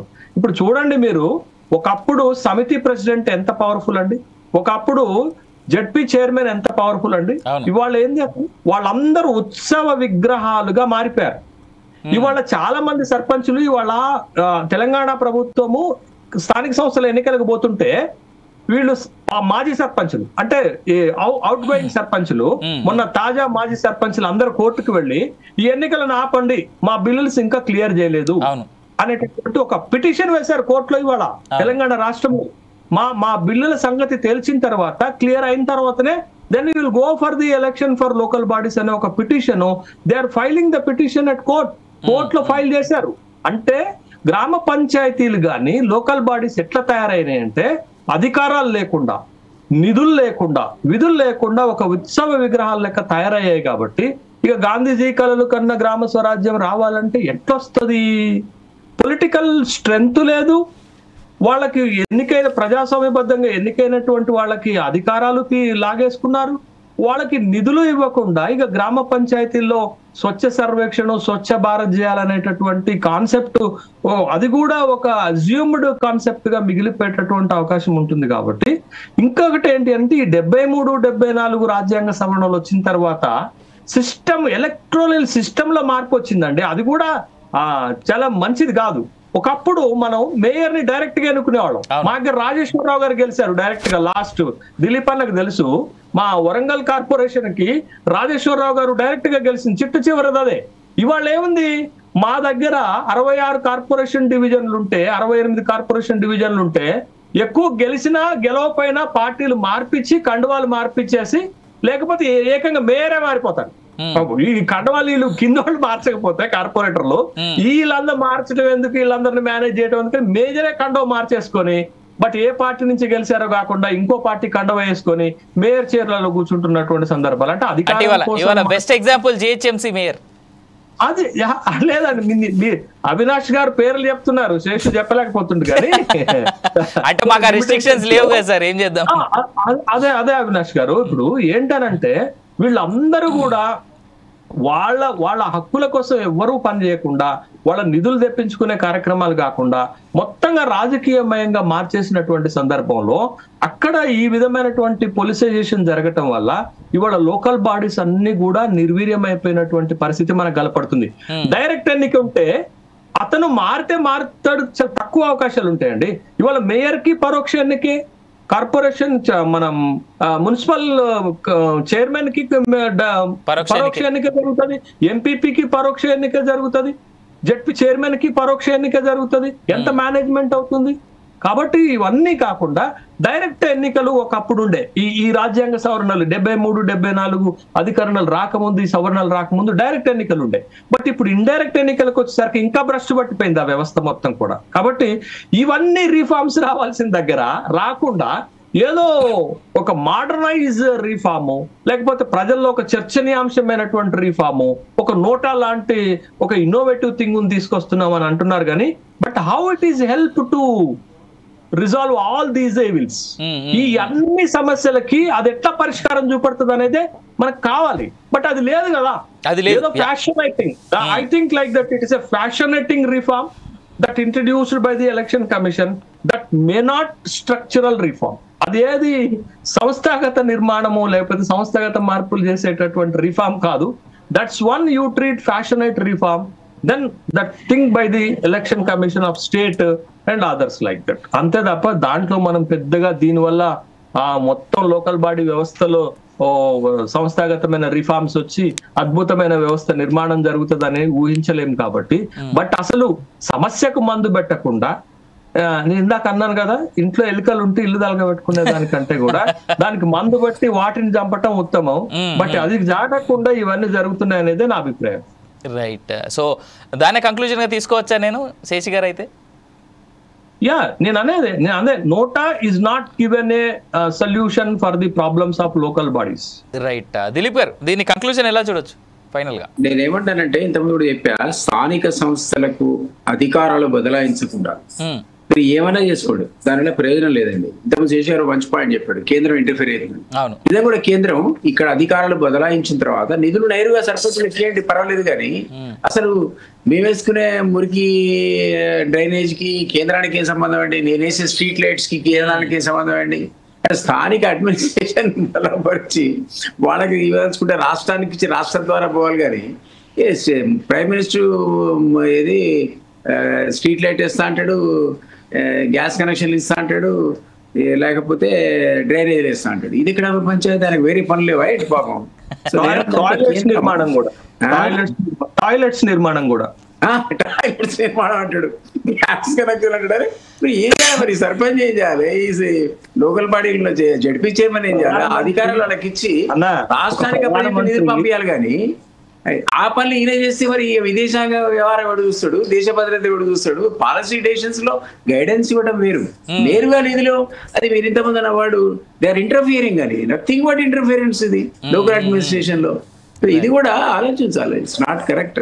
ఫెడరల్ సిస్టమ్ లో రాష్ట్రాలను బలోపేతం చేయాలి, స్థానిక సంస్థలకు పూర్తి అధికారాలు బదలాయించాలి. అప్పుడు ఇచ్చిన నిధులు నువ్వు పక్కకు తీసుకెళ్ళాను అనుకో, నెక్స్ట్ నిధులు ఇవ్వకు, అది వేరు. కానీ అసలు మొదలకే నువ్వు సర్పంచ్ కు నిధులు ఇస్తావో లేదో నేనే ఇస్తా అంటే ప్రైమ్ మినిస్టర్ వేరే పని ఉంటుంది, ఇదే పని ఉంటుంది. వీధి దీపాలు రిపేర్ చేయడం, టాయిలెట్ రిపేర్ చేయడం. రైట్. శ్రీనివాస్ రెడ్డి గారు, మీ కంక్లూజివ్ కామెంట్స్. ఏదేమైనప్పటికీ కూడా ప్రజాస్వామ్యం 10 కాలాల పాటు మంచిగా ఉండాలంటే గ్రామీణ వాతావరణంలో, గ్రామీణ ప్రాంతాలలో అందరూ కలిసిమెలిసి ఉండేటువంటి ప్రయత్నం చేయాలి. ఎందుకంటే ఇలా పార్టీలు ఉంటాయి, రేపు పోతాయి, తర్వాత ఆ కక్షలు కార్యక్రమాలు పెంచుకోకుండా ప్రజాస్వామ్య పద్ధతిలో ఎన్నిక జరగాల. తర్వాత ఒక పోలీస్ రాజ్యం తోటి తర్వాత అణగదొక్కే విధంగా తర్వాత వేలం పాటలు కావద్దు. అందరూ కూడా మంచి వాతావరణంలో ఎన్నికలు నిర్వహించుకుంటే అందరికి బాగుంటది, తర్వాత మంచి వాతావరణంలో నిర్వహించుకుంటే బాగుంటది. ఇంకొకటి, ఈరోజు గ్రామీణ ప్రాంతాలే ఈ యొక్క జిల్లా కావచ్చు, తర్వాత మన హైదరాబాద్ కావచ్చు పట్టుకొమ్మలు. ఎందుకంటే గ్రామీణం బాగుంటేనే తర్వాత వ్యవసాయం బాగా స్థిరీకరణ జరిగి తర్వాత వ్యవసాయం బాగా జరుగుతూనే మనందరం కూడా పట్టడానికి తినేటువంటి పరిస్థితి బాగుంటది. ఆ గ్రామంలో రైతులు కావచ్చు, ఆ గ్రామంలో ప్రజలందరూ కూడా మంచిగా ఉండాలి. మంచిగా ఉంటేనే మనందరూ కూడా బాగుంటాం. ఎందుకంటే గ్రామీణ ప్రాంతాల్లో వైషమ్యాలు వచ్చి తర్వాత గొడవలు సృష్టించి తర్వాత ఎన్నికలు నిర్వహించినట్లయితే ఆ గ్రామాలు బాగుండవు, ఎప్పుడు కూడా కక్ష కార్యమాలతో పోతాయి. కాబట్టి ప్రజాస్వామ్య పద్ధతిలో ఎన్నికలు జరగాలి, తర్వాత ప్రజాస్వామ్య పద్ధతిలో మంచి జరగాలి, తర్వాత ప్రజాస్వామ్య పద్ధతిలో అన్ని జరగాలని చెప్పేసి భావన బీఆర్ఎస్ పార్టీది. తర్వాత నోట తప్పకుండా ఉండాల్సిందే. తర్వాత దాంట్లో పెట్టినట్లయితే ఈ యొక్క ఎన్నిక సజావుగా జరిగేటువంటి అవకాశం ఉంటుంది. ఎవరికి ఇష్టం లేకుండా నోటాకి వేస్తారు, తప్పకుండా ఉందాడ. ఆ గ్రామంలో ఎవరికి ఇష్టం లేదు, ఇద్దరు అభ్యర్థులు, బీఆర్ఎస్ అయినా ఇష్టం లేదు, కాంగ్రెస్ అభ్యర్థి ఇష్టం లేదు అంటే అక్కడ అసలు పార్టీల ప్రస్తావన ఉండదు, పార్టీల యొక్క మద్దతు ఉంటుందా తప్ప అక్కడ ఎక్కడ కూడా గ్రామీణ ప్రాంతాల్లో జరిగేటువంటి ఎన్నికల్లో కేవలం జెడ్పీటీసీకి, ఎంపీటీసీకి, కౌన్సిలర్ కు మాత్రమే ఒక పార్టీ గుర్తులు ఉంటాయి. మిగతా వార్డు మెంబర్ కు, సర్పంచ్కి ఎలాంటి పార్టీ గుర్తులు ఉండవు. పార్టీ యొక్క మద్దతు ఉంటుంది ఆ యొక్క పార్టీలో. ఎవరు గెలిచినా ఇండిపెండెంట్ అభ్యర్థి. తర్వాత చాలా మంది ఏం చేస్తారంటే అధికార పార్టీ ఉంది కానీ చెప్పేసి కొంతమంది పోవచ్చు, ప్రతిపక్షం ఉంది కానీ చెప్పేసి కొంతమంది పోవచ్చు. అక్కడ ఎక్కడ కూడా పార్టీ ఈయన మా పార్టీ ఆయన అని చెప్పేసి చెప్పుకునేటువంటి అవకాశం ఎక్కడ కూడా ఉండదు. అందరూ కూడా గెలిచిన వాళ్ళందరూ కూడా ఇండిపెండెంట్ అభ్యర్థులే. తర్వాత అక్కడ ఏవైనా పార్టీ యొక్క సహకారం తీసుకొని గెలుస్తారు తప్ప మనం ఎక్కడ కూడా గుర్తులు ఉండవండి. అది దయచేసి. ఇంకొకటి నేనేమంటే కాంగ్రెస్ పార్టీ సాక్షాత్ ముఖ్యమంత్రి యొక్క ఈ ప్రకటన చేసింది కాబట్టి ప్రజలలో భయంగా ఉంది కాబట్టి ప్రజల యొక్క దృష్ట్యా ప్రజలు ఆకాంక్ష మేరకే మేము మాట్లాడుతున్నాం. ప్రజలు ఏమనుకుంటారో మరి మేము చెప్తున్నాం కాబట్టి నోట పెట్టాలని చెప్పేసి మేము కోరుకుంటున్నాం. రైట్ శ్రీనివాస్ గారు, చివరిగా శేషి గారు మధ్యలో ఏం ఆపలేదుగా, మీ కంక్లూజివ్ కామెంట్స్ అన్ని తీసుకున్నట్టేగా. Right thank you so much. ఈ పూట పొలిటికల్ థాట్లో పాల్గొన్నందుకు దిలీప్ కుమార్ గారికి, రావుల శ్రీనివాస్ రెడ్డి గారికి, అదేవిధంగా ప్రొఫెసర్ శేషి గారికి అందరికీ ధన్యవాదాలు. ఒక మాట మాత్రం వాస్తవం ఏంటంటే నిజంగానే నోటా పెట్టేసి నోటా అనే ఒక ప్రత్యేక అభ్యర్థిగా మేము పేర్కొంటామని అంటే నోటాకే ఎక్కువ ఓట్లు పడి పొరపాటున, సరే నాకు తెలిసి గ్రామ పంచాయతీలు దాదాపుగా పడవు, ఒకవేళ పడ్డాయనే అనుకుందాం, పడి నోటాకే ఎక్కువ ఓట్లు పడి పైనోడు ఎవ్వరు ఇక్కడ ఎలక్షన్లో నిలబడడానికి పనికిరారు అంటే నెక్స్ట్ ఆ రూలింగ్ ఎవరు చేస్తారు, ఆ గ్రామాన్ని ఎవరు నడిపిస్తారు ముందుండి? అధికారులు నడిపించే విధంగా అయితే అసలు ఈ దేశానికి ఎలక్షన్సే అవసరం లేదంట నేను. మొత్తం అందరినీ అధికారులే పెట్టేసేయండి.